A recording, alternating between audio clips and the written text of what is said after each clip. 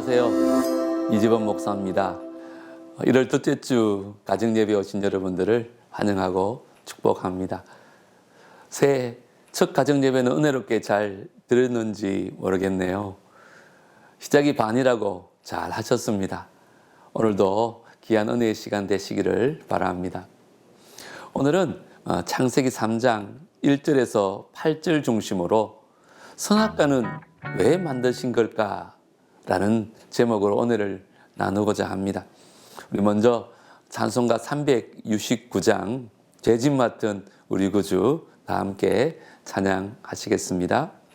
화면에 아마 악보가 나오겠지만 가능하면 성경과 찬송을 펴시고 우리 함께 찬양하면 더 좋겠습니다.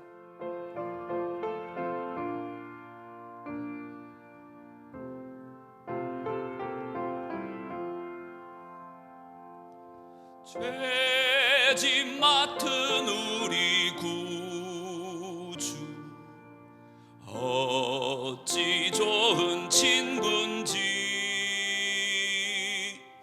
걱정 근심 무거운지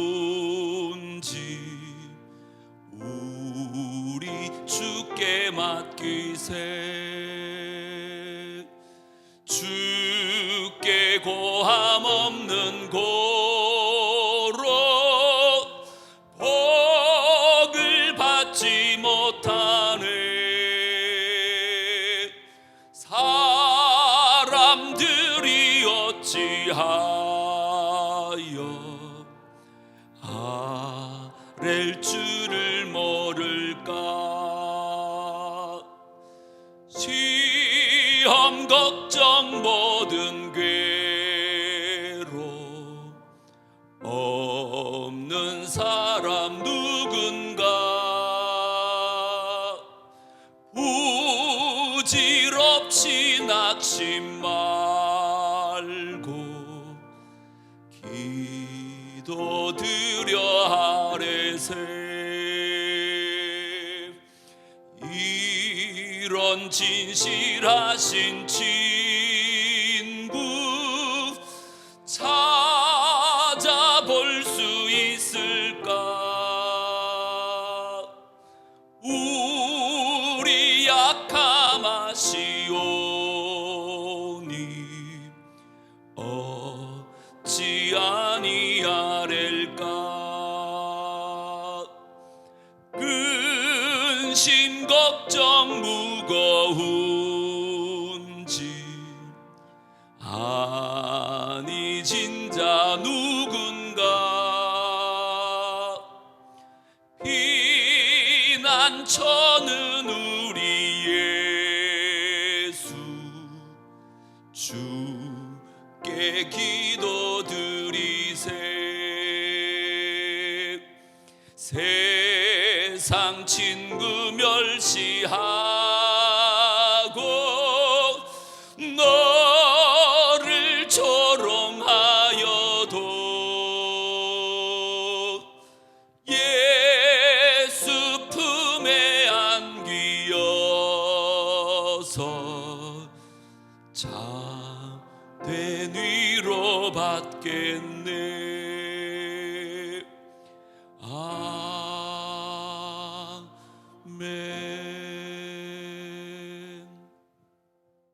오늘 우리 가정에 주시는 하나님 말씀은 창세기 3장 1절에서 8절 말씀입니다. 말씀도 자막으로 나옵니다. 하지만 본인의 성경책을 펴고 읽으면 더 은혜롭고 좋을 것 같습니다. 우리 다 함께 읽습니다. 시작. 그런데 뱀은 여호와 하나님이 지으신 들짐승 중에 가장 간교하니라. 뱀이 여자에게 물어 이르되 하나님이 참으로 너희에게 동산 모든 나무의 열매를 먹지 말라 하시더냐. 여자가 뱀에게 말하되 동산 나무의 열매를 우리가 먹을 수 있으나 동산 중앙에 있는 나무의 열매는 하나님의 말씀에 너희는 먹지도 말고 만지지도 말라. 너희가 죽을까 하노라 하셨느니라. 뱀이 여자에게 이르되 너희가 결코 죽지 아니하리라. 너희가 그것을 먹는 날에는 너희 눈이 밝아져 하나님과 같이 되어 선악을 알 줄 하나님이 아심이니라. 여자가 그 나무를 본즉 먹음직도 하고 보암직도 하고 지혜롭게 할 만큼 탐스럽기도 한 나무인지라. 여자가 그 열매를 따먹고 자기와 함께 있는 남편에게도 주매 그도 먹은지라. 이에 그들의 눈이 밝아져 자기들이 벗은 줄을 알고 무화과 나무 잎을 엮어 치마로 삼았더라.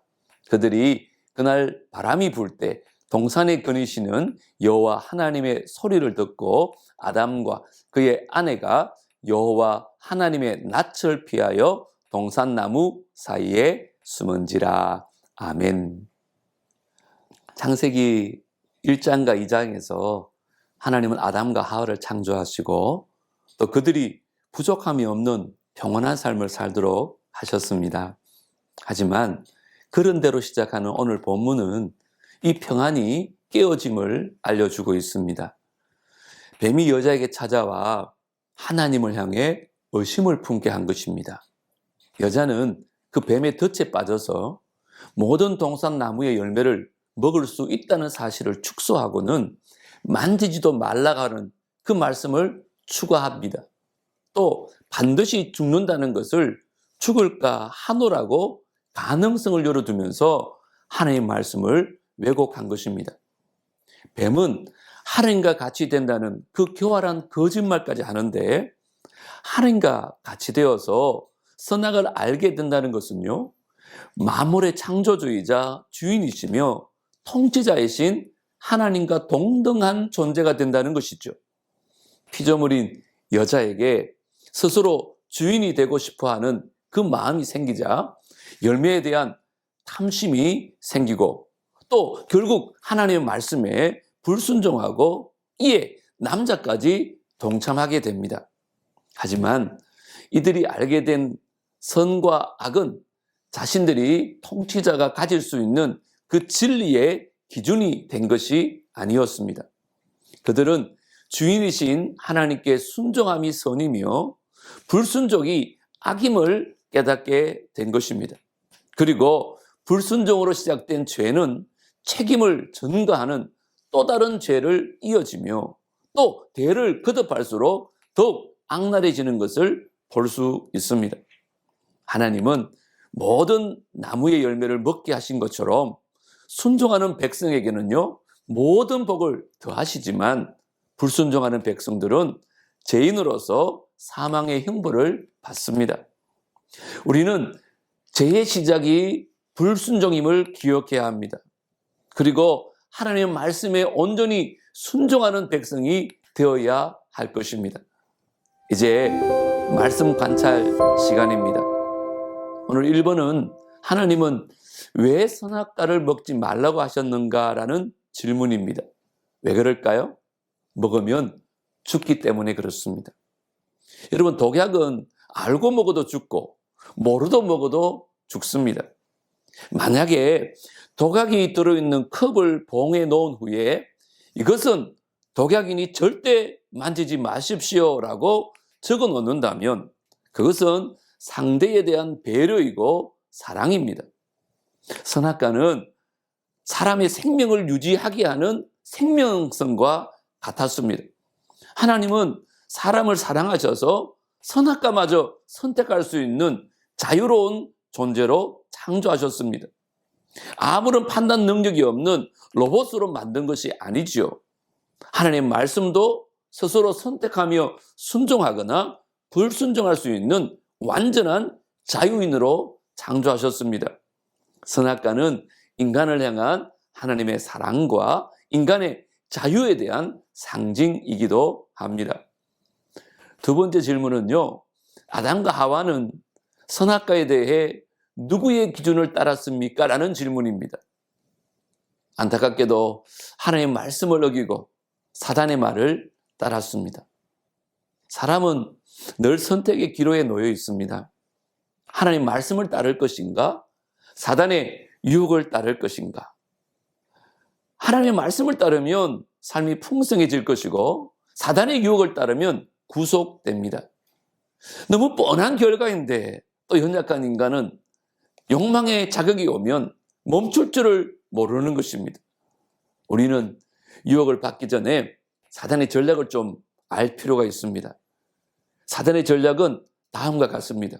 먼저는요, 오늘 본문처럼 사단은 늘 우리 곁에 배회하고 있습니다. 베드로전서 5장 8절에는 너희 대적 마귀가 우는 사자같이 두루다니며 삼킬 자를 찾는다고 합니다. 둘째는요, 사단은 하나님의 말씀을 왜곡합니다. 하나님은 선악과를 먹으면 반드시 죽는다고 말씀하셨는데 사단은 결코 죽지 않는다고 왜곡하지요. 셋째는요, 사단은 인간의 욕망을 자극합니다. 너도 하나님처럼 될 수 있어. 전능자가 되고자 하는 그 인간의 욕망을 자극한 것입니다. 결국 인간은 하나님의 명령을 깨고 선악을 알게 하는 나무의 열매를 먹고 맙니다. 성경은 마귀에게 틈을 주지 말라고 권고하고 있습니다. 선악과는 지금도 우리 주변에 많이 놓여 있습니다. 하나님과의 그 친밀한 관계를 깨고 하나님의 말씀을 여기서라도 얻고 싶은 것이 있다면 그것이 바로 선악과일 것입니다. 사단의 유혹을 하나님의 말씀으로 이겨야 합니다. 그러므로 이제 어떤 유혹이 있어도 하나님의 말씀에 꼭 붙들려 있어야 유혹을 이길 수 있을 것입니다. 하나님 말씀과 더불어 승리하는 가정들 되시기를 축복합니다. 이제 말씀 적용 시간입니다. 주보에 나와 있는 두 가지 문제를 가지고 우리 각자의 생각들을 나누는 시간을 가지려고 합니다. 지난 시간에도 말씀드렸지만 나누면은 정답이 있는 게 아닙니다. 그냥 각자의 생각을 나누다 보면 더 큰 은혜가 임하게 될 줄 믿습니다. 먼저 1번은요, 우리 가정이 하나님 안에서 행복하기 위한 가정 규칙을 한번 정해 보면 좋겠습니다. 두 번째는요, 사단의 그 강한 유혹을 이겨낸 경험이 있다면 이 시간 가족들과 함께 한번 나누어 보시면 좋겠습니다.